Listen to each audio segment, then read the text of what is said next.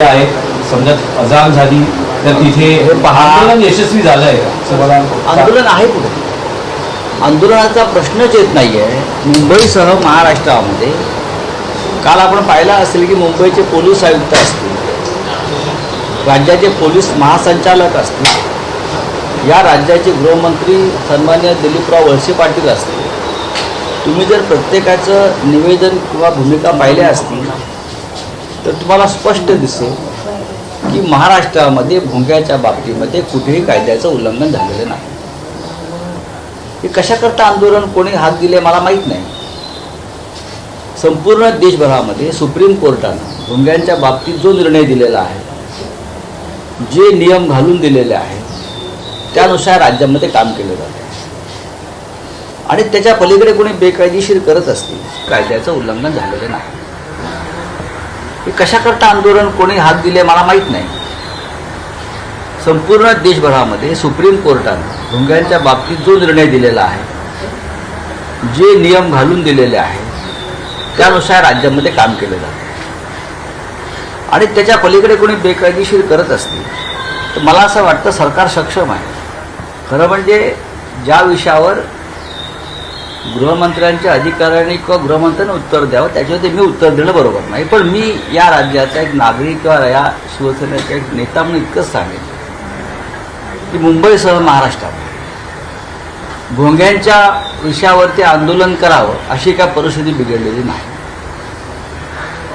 कालच माननीय आयुक्त आपले पोलीस आयुक्त आणि मुख्यमंत्री वर्षावरती होती, मी तिकडे होतो, तर तेही सांगत होते की मुंबईमध्ये जी मशिदीवर भोंगे आहेत त्या सगळ्यांनी परवानग्या घेतलेल्या आहेत आणि त्यांनी त्या जो डेसिबल जो आवाज आहे त्याचं पालन करण्याचं मान्य केलं.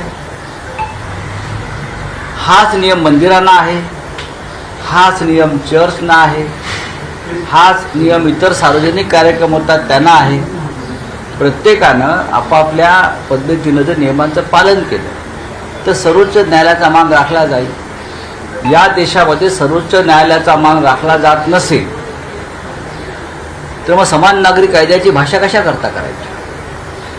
जर कुणीतरी समान नागरी कायदा असावा अशी आमच्यासह प्रत्येकजण मागणी करतात, याचा अर्थ तोच आहे प्रत्येकानं न्यायालयाचा आदेश, न्यायालयाच्या सूचनांचं पालन धर्माच्या पलीकडे जाऊन करायला.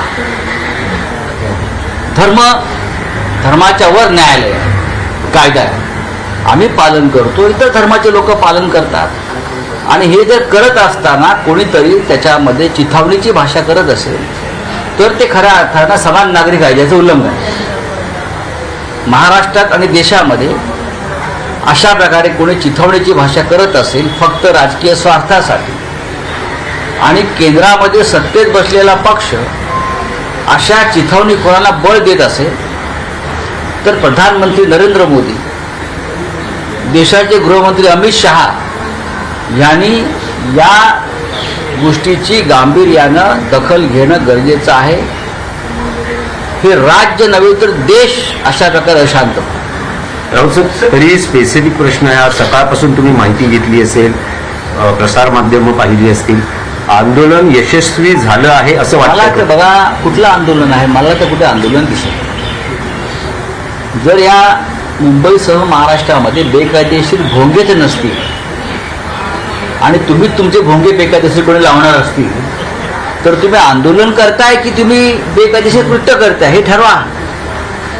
हे आंदोलन काय असतं? बघा, आंदोलनाचा सगळ्यात जास्त अनुभव या देशामध्ये फक्त शिवसेनेला आहे. माझ्या बाजूला शिशिर शिंदे बसले, हे आंदोलनाचे जनक आहे. आपल्याला माहीत असतं आंदोलनं कशी आणि कशा प्रकारे करावी हे शिवसेनेकडून शिकलं पाहिजे. आंदोलनं फक्त प्रसिद्धीसाठी आणि चिथावणीसाठी नसतात.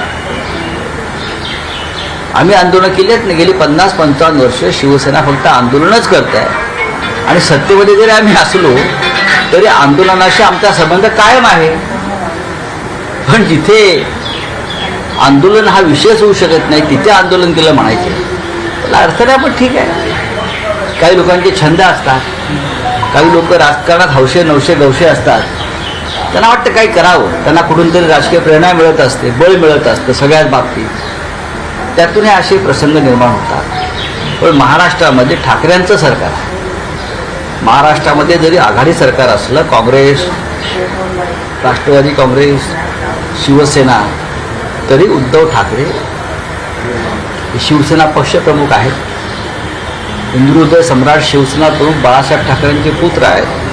त्याच्यामुळे त्यांना रस्त्यावरील नमाजाच्या संदर्भात काय करायचं आणि मशिदीवरील बेकायदेशीर भोंग्याबाबत कोणता निर्णय घ्यायचा याचे सल्ले दुसऱ्यांकडून घ्यायची गरज नाही. सर आजच ट्विट केलेलं आहे. त्या ट्विटमध्ये बाळासाहेब ठाकरेंचा एक खूप जुना बाळासाहेब ठाकरेंचे जुने काय प्राचीन ट्विट जरी टाकले तरी त्याने आम्हाला कोणी बाळासाहेबांविषयी सांगण्याची गरज नाही. खरं म्हणजे त्यांनी पुन्हा पुन्हा बाळासाहेब तपासायला पाहिजे. इतिहास जो आहे शिवसेनेचा, शिवसेना प्रमुखांच्या विचारांचा, भूमिकांचा, हा आमच्यासारख्यांना कोणी सांगणे इतकं आम्ही अजून काय म्हणतात त्याला खाली घसरलेलं नाही. आजही आमचा श्वास हा बाळासाहेबांच्या विचारानंच चालतो. हा आमचा श्वास जो आहे हा बाळासाहेबांच्या विचारानंच चालतो. आम्हाला काय सांगतं, बाळासाहेबांनी भोंग्यांच्या बाबतीमध्ये जरूर एक भूमिका घेतली. बाळासाहेबांनी रस्त्यावरील नमाजाच्या बाबतीमध्ये जरूर भूमिका घेतली आहे. पण बाळासाहेबांनी रस्त्यावरची नमाज बंद केली, त्याच्यावरती तोडगा दिला आणि त्यावर ते बंद केले सत्ता आल्यावर. भोंग्या मशिदीवरील बेकायदेशीर भोंगे उतरव आहे बाळासाहेब सांगत होते. त्यानुसार मशिदीवरील बेकायदेशीर भोंग्याच बंद झालेले आहेत. सर्वोच्च न्यायालयाला त्यात हस्तक्षेप करावा लागला आणि त्यानुसार संपूर्ण देशासाठी एकच कायदा निर्माण झाला. हा इतिहास जर कोणाला माहीत नसेल तर त्यांनी पुन्हा एकदा बाळासाहेब समजून घ्यावेत, बाळासाहेब वाचावेत आणि या संदर्भातल्या वेगळ्या बाळासाहेबांच्या भाषणाच्या कॅसेट्स आम्ही त्यांच्याकडे पाठवू. राऊत साहेब, तुम्ही ठाकरे सरकार उल्लेख केला की महाराष्ट्रात महाविकास आघाडीचं असलं तरी ठाकरे सरकार आहे. तर काल राज ठाकरेंनी त्यांच्या निवेदनात मुख्यमंत्र्यांना एक आवाहन केलं आहे की माननीय मुख्यमंत्र्यांना प्रत्येकजण आवाहन करत असतो, कारण ते राज्याचे मुख्यमंत्री. आता आम्ही जरी विरोधी पक्षाचे इकडे सरकार चालवत असलो तरी आम्ही आवाहन प्रधानमंत्र्यांनाच करतो. काय तुमचं म्हणणं आहे? नाही राऊत साहेब, ते आवाहन तर ऐकून घ्या. त्यांनी असं म्हटलंय की कैलासवासी हिंदुहृदय सम्राट शिवसेना प्रमुख श्री बाळासाहेब ठाकरे यांनी कित्येक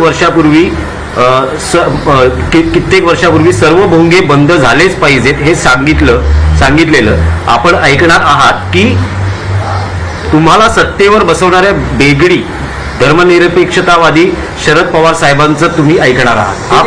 हा मुद्दा त्यांनी उपस्थित केला. अत्यंत बकवास विधान. त्या विधानाचा अर्थ कोणाला कळतोय का? सर्व भोंगे बंद झाले पाहिजे याचा अर्थ काय? आमच्या मंदिरावरती स्पीकर लावतो आम्ही, आमच्या भजन कीर्तनाला आम्ही रात्रभर आमचे भजन कीर्तन सुरू असतात गावागावामध्ये, ग्रामीण भागामध्ये, बंद करायचे का?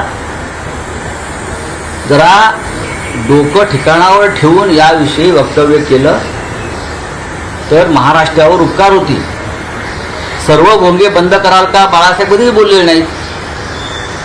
या महाराष्ट्रात देशामध्ये सर्व धर्मियांचे काही ना काही कार्यक्रम सुरू असतात. आमच्या रामकथा सुरू असतात, आमचे रात्रीचे गरबे सुरू असतात, आमचे गणेशोत्सव सुरू असतात, आमचे इतर धार्मिक कार्यक्रम सुरू असतात.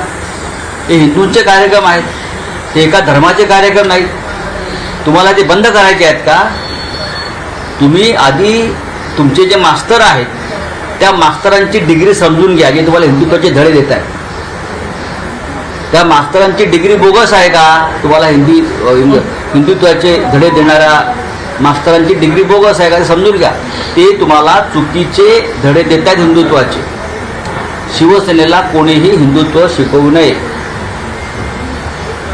आजही जेव्हा हा भोंग्याच्या विषय आला तेव्हा महाराष्ट्राच्या ग्रामीण भागातून, विदर्भ असेल, मराठवाडा असेल, कोकण असेल, अनेक मंदिरांचे ट्रस्ट असतील, त्यांनी आम्हाला कळवलं की साहेब, उद्धवजींना कळवलं की बाबा साहेब, आमचे गावामध्ये दुसरं साधन नाही मनोरंजनाचं. नाटक, सिनेमा ही आमची संस्कृती नाही.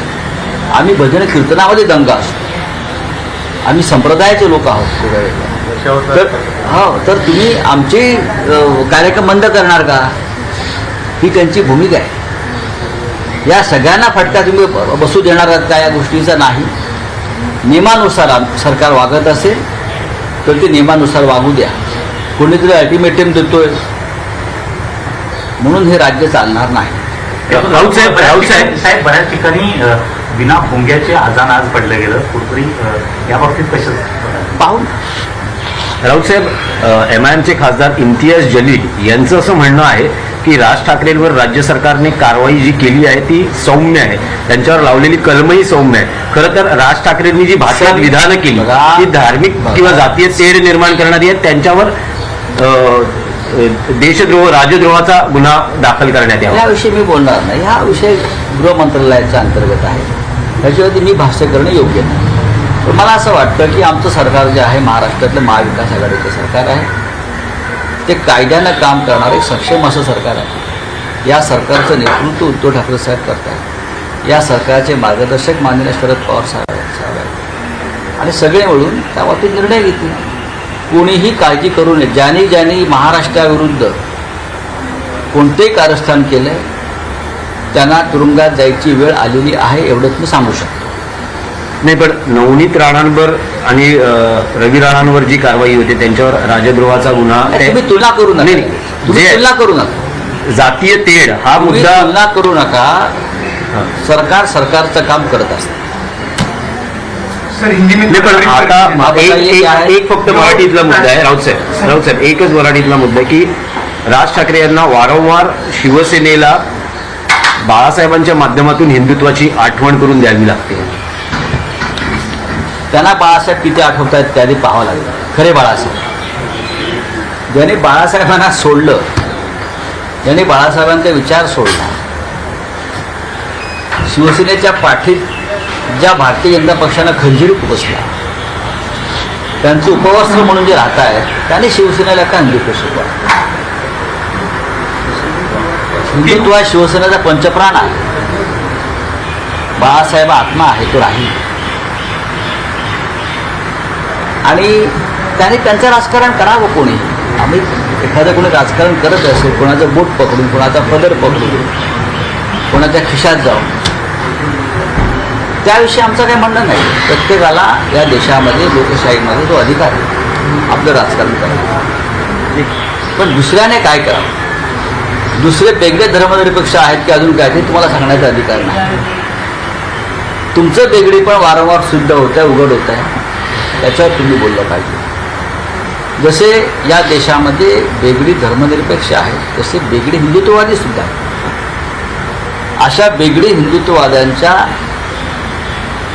पदराआड लपून, खिशात जाऊन शिवसेनेच्या विरोधात जे भोंगे लावत आहेत त्या भोंग्यांची दखल जनता घेत नाही. हे तुम्हाला भविष्यात दिसेल. असे प्रयोग यापूर्वीसुद्धा झालेले आहेत, यापुढेही होते. पण शिवसेना ही शिवसेनाच आहे. चला, सर हिंदी में आप बताइए क्या है? 3 मई का जो राज ठाकरे जी का अल्टीमेट क्या है अल्टीमेटम? आप वापस सवाल करिए.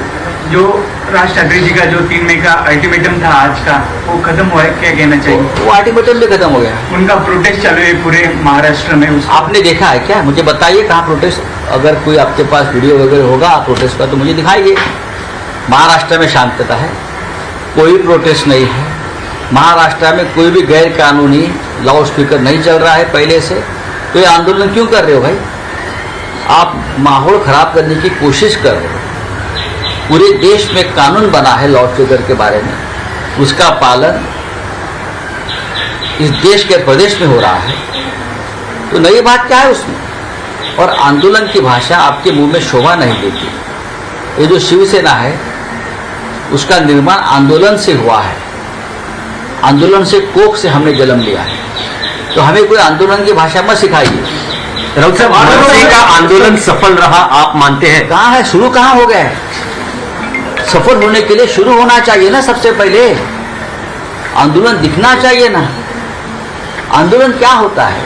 जो मुद्दा ही नहीं है उसके ऊपर कोई आंदोलन करेगा तो आप उसे आंदोलन कैसे कह सकते हैं? चलिए, आज बाला साहब का वीडियो पुराना वीडियो उन्होंने ट्वीट अरे किया. भाई, बाला साहब का वीडियो ट्वीट करके क्या वो दिखाना चाहते हैं? उनको क्या बाला साहब ठाकरे मालूम? जो लोग बाला साहब जी को छोड़ कर गए, उनके जीते जी, वो हमें हिंदुत्व क्या सिखाएंगे? बाला साहब ने अपने उस स्पीच में लाउड स्पीकर की बात जरूर की. आपने देखा होगा. लेकिन बाला साहब के रहते हुए ही मुंबई और महाराष्ट्र में लाउड स्पीकर का मुद्दा खत्म हुआ। लेकिन लगातार राज ठाकरे जी को, शिवसेना को हिंदुत्व की याद दे रहे हैं वो, देखिए, और शिवसेना प्रमुख बाला साहब ठाकरे का हर बार जिक्र हो रहा है। उसने जिस स्कूल में हिंदुत्व की शिक्षा पढ़ाई शुरू की है ना, वो स्कूल मास्टर की डिग्री फर्जी है, वहां से वो हिंदुत्व की शिक्षा नहीं ले सकते। बाला साहब ठाकरे और वीर सावरकर ये दो ही लोग थे जिसने देश को हिंदुत्व सिखाया है, पढ़ाया है और हमारे जहन में डाला है। बाकी सबकी डिग्री फर्जी है। शिवसेना की स्कूल जो है हिंदुत्व की, वो ओरिजिनल स्कूल है। आप वहां से निकलकर बाहर क्या करोगे? चलिए सर एक और मुद्दा बहुत सारी मस्जिदों में आज के बाद कई मंदिरों और कई सारे अन्य जगहों पर के लाउड स्पीकर वो भी बंद होने की आशंका है। महाराष्ट्र में इस प्रकार से कोई भी गैर कानूनी काम नहीं हो रहा है, तो आंदोलन का नौबत नहीं आ जाएगी किसी को। एक दिन का ये नौटंकी होती है,